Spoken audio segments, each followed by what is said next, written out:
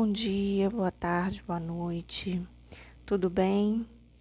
A pedido de muitos, eu vou rapidamente apresentar o meu plano de estudos utilizado na minha preparação para concursos. Esse plano de estudos foi elaborado por mim, a partir da minha experiência de estudo, com base na análise dos editais do concurso público para o quadro técnico da Marinha do Brasil, para a profissão de serviço social, e utilizei os editais de 2020, 2012 até 2021. E aí, quais são as características, né, desse plano de estudo? O que ele contém e como ele funciona e como que ele vai ajudar, né, como me ajudou nos meus estudos e como pode ajudar outras pessoas que talvez, né, tenham essa mesma necessidade que eu tinha, tá? Então, vamos lá. O plano de estudos, ele possui o que eu chamo de ordem de estudo, que é realmente a ordem que eu seguia para avançar nos estudos, nos conteúdos, tá? Depois ele tem um campo de data de estudo, um campo de bibliografia, depois um campo de artigo e capítulo, e depois o conteúdo daquele artigo e capítulo e daquela bibliografia. E, por fim, um campo de item estudado. Uma observação aqui. Eu fiz uma conversão do recurso que eu utilizava lá no Notion, né, que eu já apresentei para vocês como que eu estudo e tal, como que era essa ordem, que eu estudava por ciclo de estudo, e aí eu converti aquela forma que eu de registrar, né? Eu converti para esse PDF, tá? Então essa é uma observação importante, porque aí vocês vão ver o formato, como ele está organizado, não é o mesmo que eu apresentei em vídeos anteriores, né? Mas é porque eu fiz uma adaptação. Como eu já ia registrando tudo no Notion, a forma, né, para transmitir isso para vocês, que eu entendi mais didática, né, para aqueles que não têm a facilidade do uso do recurso e tal, foi transformar isso numa tabela e colocar a ordem, né, que eu estabelecia lá por ciclo, considerando as bibliografias que eu considerava mais importantes, que apareceram em todos os editais. Depois eu segui para as bibliografias que apareciam com mais frequência, mas não estavam em todos, mas que mesmo assim estava na maioria. E por fim, as bibliografias que ou apareceram só nos últimos anos, ou que apareciam e depois saíam dos editais, tá bom? Então, essa foi a forma como eu encontrei para tentar ajudá-los, né? Então, voltando aqui. Então, a ordem de estudo é a ordem que eu vou seguir rigorosamente, tá? E aí, observem que cada ordem de estudo tem pelo menos 2 conteúdos para serem estudados, tá? Então, por dia, pelo menos uma ordem de estudo. Ou seja, se eu estudar todos os dias, pelo menos eu vou estar passando por 2 conteúdos diferentes de 2 bibliografias diferentes, tá? À medida que vocês vão utilizando ou vão visualizando aí na tela, observem que tem conteúdos que são menores, tem conteúdos que são mais densos, que vão exigir mais tempo. E realmente foi assim no meu estudo, tá?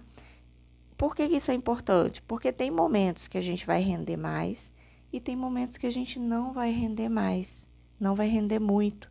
Às vezes por conta do cansaço no trabalho ou o próprio cansaço decorrente do estudo, né, para quem só estuda. Outras rotinas que nos envolvem no dia a dia também interferem nos nossos estudos. Então, às vezes, a gente planeja estudar 4 horas por dia, 6 horas por dia, mas acontece alguma situação que a gente não esperava e aí a gente se vê, e agora? O que que eu vou estudar, né? O que que eu vou pegar de conteúdo para estudar agora? Então, o que funcionou muito para mim foi dividir os conteúdos, né, as bibliografias, em pequenas partes, e pequenas partes mesmo, né? Então, por exemplo, a Lei 8.069, peguei só do artigo 1º ao artigo 6º.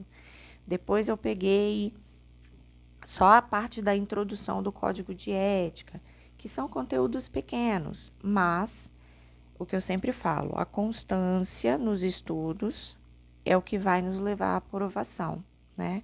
Às vezes estudar muita coisa não significa que aquele estudo está sendo de qualidade. Então, principalmente para quem vai iniciar estudo, né, que ainda não está no ritmo, essas pequenas partes e manter a constância seguindo uma ordem já pré-definida vai ajudar a manter essa rotina, a criar esse hábito para estudar, certo? Então, por isso que vocês vão perceber que em alguns momentos tem conteúdos que são maiores, tem conteúdos que são menores. Por exemplo, esse Relações Sociais e Serviço Social no Brasil, que é esse segundo, da ordem 2, é o segundo conteúdo da ordem, né? Dessa ordem 2. Ele já tem 11 páginas. Mas Yamamoto não é um conteúdo que você lê rapidamente uma vez e que entende. Apesar de serem poucas páginas, em geral eu levava 1h30, 2 horas para absorver mesmo o conteúdo, ter um estudo mais cauteloso, porque ela traz uma riqueza de detalhes nos textos dela que nos exigem mais. E aí, junto com esse Relações Sociais e Serviço Social no Brasil, tem a Lei 10.741, que vem só o artigo 1 ao 7, que já é um conteúdo mais light, né?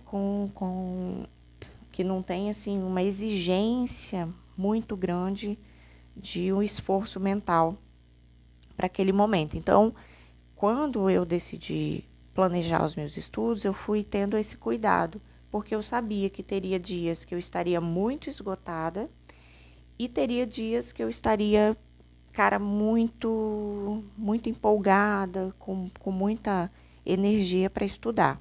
E aí, nos dias que eu estava com muita energia, eu seguia a ordem de estudo até enquanto eu estava com energia. Os dias que eu não estava com energia nenhuma, eu me comprometia a estudar pelo menos uma ordem de estudo por dia, certo? E é muito simples, eu seguia sempre a sequência. Estudei a ordem de estudo 1, no dia 3/9 de 23. Peguei a bibliografia, o artigo 1 ao 6º da bibliografia Lei 8.069. Fiz o meu resumo, né? Estudei de maneira ativa, né? Fiz o estudo ativo. Peguei o conteúdo, li, marquei, escrevi, fiz o meu resumo. Beleza. Concluí do artigo 1 ao 6º. Ok, eu avanço para o próximo. Eu só avanço para a sequência se eu concluir integralmente o conteúdo previsto para aquele estudo, tá? Ah, consegui estudar, estava muito cansada. Estudei só do artigo 1 ao 3. Eu vou parar nele. Então, item estudado, artigo 1 ao 3º. Então, eu sei que eu tenho que ir para o próximo, para o Código de Ética, somente depois que eu concluir o artigo 1º ao 6º. Certo? Essa é a lógica do ciclo de estudos, né? Você só avança para o conteúdo seguinte se você concluir o item anterior. Por que que isso ajuda? Porque eu tenho a certeza de que eu sempre vou avançar se eu concluir o item anterior. Eu não corro o risco de planejar o meu dia e naquele dia que eu estiver muito cansada, eu deixar conteúdo para trás, tá? Então, isso me ajudou muito, essa forma de estudo, a planejar, tá? Concluí artigo 1 ao 6º, foi ok, eu vou para o seguinte. Ainda estou com energia no dia 3, então eu vou para a ordem 1 ainda, né? Porque eu previ esse dia de estudo e vou para o próximo, tá? Ainda estou com energia, concluí esse. Ainda estou com energia, vou para o outro. Ainda estou com tempo, saí mais cedo do trabalho, enfim. Vou e leio. Chegou aqui, eu travei. Já estou muito cansada, já vi muita lei e tal. Aí eu deixo para o dia seguinte, certo? A lógica do ciclo de estudo é esse, né? Da ordem de estudo, do plano de estudos. É essa, tá? Não tem segredo. Vantagens que funcionaram muito bem para mim. Deixar tudo planejado me dava mais foco, porque eu sabia que eu só tinha que estudar, pegar a minha anotação com o meu planejamento e seguir o planejamento. Eu não precisava procurar conteúdo, eu não precisava avaliar quantas páginas que eu tinha energia para estudar, simplesmente eu pegava o plano e simplesmente estudava, tá? Isso no dia a dia nos traz um ganho enorme, porque eu, por exemplo, se eu parasse para planejar, para procurar o que eu ainda tinha para estudar, eram tantas coisas que eu tinha ainda para estudar que aquilo me dava uma ansiedade e eu não conseguia concentrar. Então, simplesmente eu ia seguindo aqui, ia seguindo e anotando, né, os dias em que eu tinha que fazer as revisões, certo? Espero que esse vídeo os ajude. Espero que o plano de estudos os ajude, né? Assim como foi para mim, foi um fator que mudou mesmo a minha forma de estudar e o alcance da minha aprovação.